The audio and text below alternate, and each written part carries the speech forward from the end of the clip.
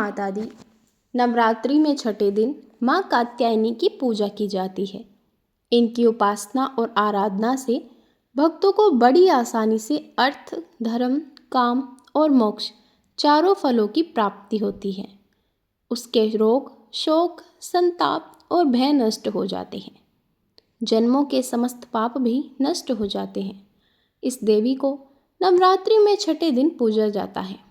कात्य त्रिगों में विश्व प्रसिद्ध महर्षि कात्यायन ने भगवती पराम्बा की उपासना की, कठिन तपस्या की। उनकी इच्छा थी कि उन्हें पुत्री प्राप्त हो।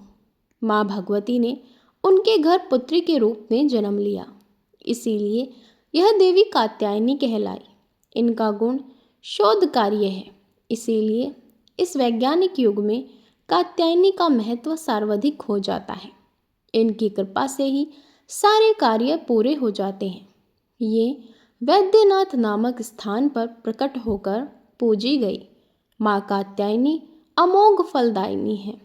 भगवान कृष्ण को पति रूप में पाने के लिए ब्रज की गोपियों ने भी इन्हीं की पूजा की थी।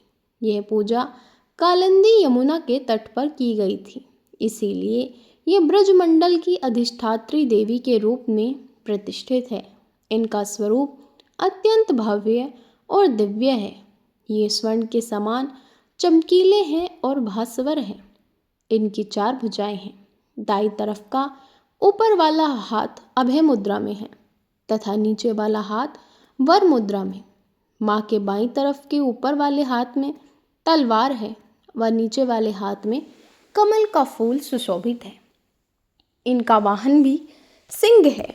इनकी उपासना और आराधना से भक्तों को बड़ी ही आसानी से अर्थ, धर्म, काम और मोक्ष चारों फलों की प्राप्ति होती है। उसके रोग, शोक, संताप और भय नष्ट हो जाते हैं। जन्मों के समस्त पाप भी नष्ट हो जाते हैं। इसीलिए कहा जाता है कि इस देवी की उपासना करने से परम पद की प्राप्ति होती है। कत नामक एक प्रसिद्ध महर्षि थे। उनके पुत्र ऋषि कात्य थे। इन्हीं ऋषि कात्य के त्रिगों में विश्व प्रसिद्ध महर्षि कात्यायन उत्पन्न हुए थे और इन्होंने ही माँ पराम्बा की उपासना करते हुए कई वर्षों तक बड़ी कठिन तपस्या की थी। उनकी इच्छा थी कि उनके घर में पुत्री के रूप में माँ भगवती जन्म ले।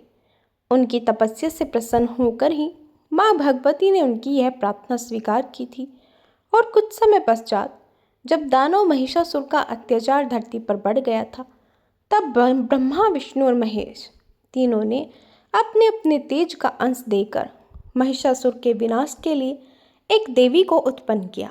महर्षि कात्यायन ने सर्वप्रथम इनकी पूजा, जिस वजह से इन्हें कात्यायनी कहलाई।